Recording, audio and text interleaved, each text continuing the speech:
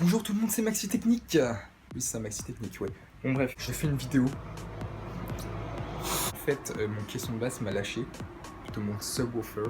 Subwoofer m'a lâché, quoi. Bref, pourquoi, comment, en gros, il balance une sorte de vibration, la musique ne passe pas. Du coup, ça peut être un peu gênant à l'écoute. Quoique. Bref, du coup, on va réparer tous ensemble. Le caisson en question est celui-ci. Un magnifique Kairos 321 Sonic Gear mes couilles. Je sais plus combien de watts ça fait ce bordel. Pour des 30 watts. Ou un bail comme ça. Je sais plus, hein. Je me rappelle plus. C'est sympa. Vu comment je le pousse niveau volume en soirée, ça m'étonne pas qu'il est un peu clamsé, tu vois. On va pas dire que c'est pas de la qualité de folie, on va dire. Voilà, bref, hein, une basse treble volume. Donc input, output, cool, on, off, ouais, génial.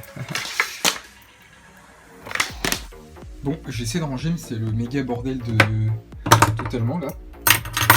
Et ça me casse un peu les couilles, hein, on peut le dire. Bordel.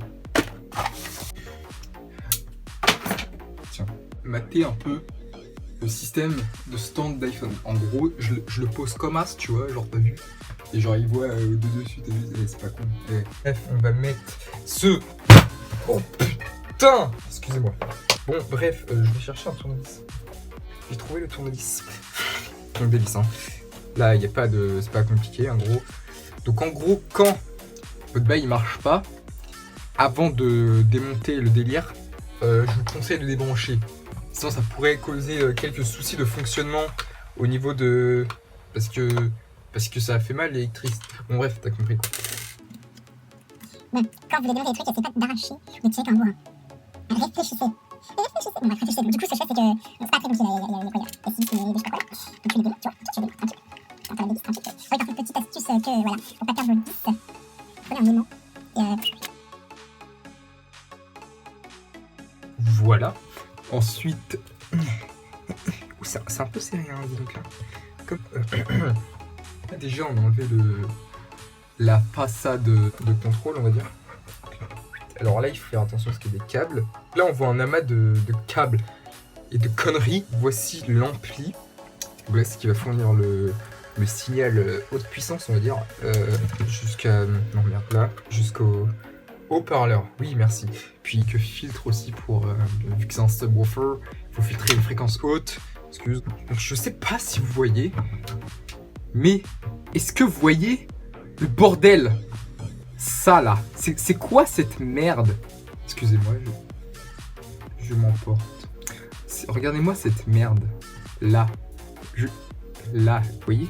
Juste là. Putain, mais je suis con. Bref, en gros, il y a un condensateur, il a... Voilà, il est mort. Du coup, il faut changer ça. Hein, ça paraît évident quand même. Hein. Le condensateur peut être cassé et pas en état dégueulasse comme ça. Donc, il faut voir s'il est bombé. S'il est pas un peu écrasé ou dégueulasse. Du coup, j'ai acheté, comme vous pouvez le constater, ce sont des condensateurs de 3300 microfarads de 25 volts.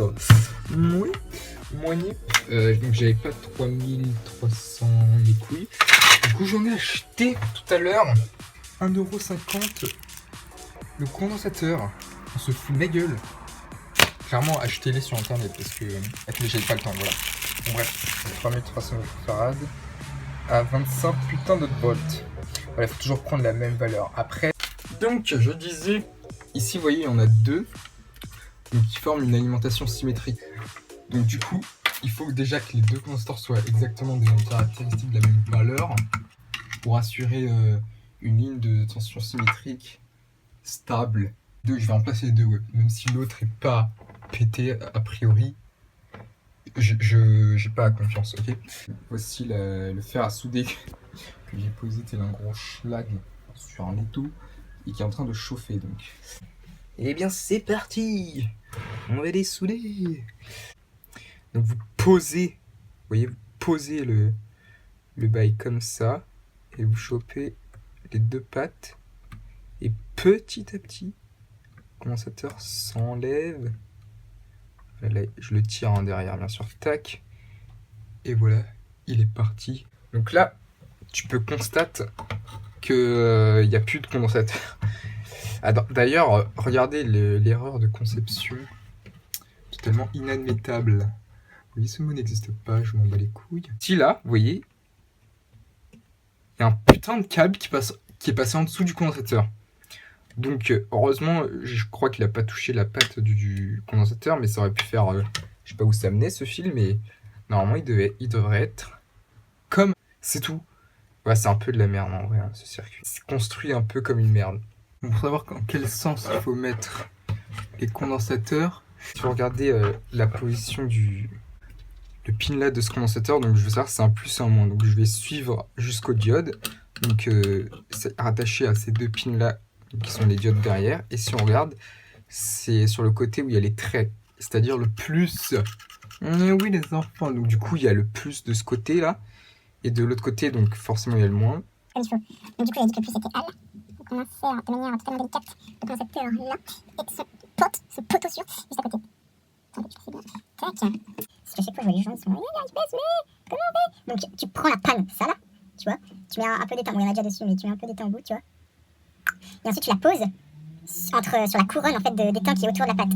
Et en touchant la pâte en même temps, genre. Je sais pas, tu comprends en gros. Bon, bah, tu vois là, tu vois ce que je fais là quand même. Voilà, donc tu la poses genre, alors pas autre part bien sûr. Tu la poses comme ça et tu vas mettre l'étain, pas sur la panne, mais sur la couronne en gros.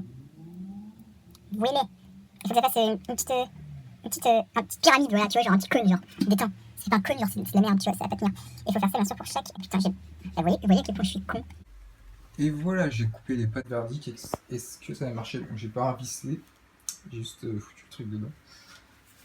Mon verdict, j'ai branché les RCA sur un module Bluetooth parce que j'ai trop de temps à perdre, t'as vu? Maintenant, moment de vérité.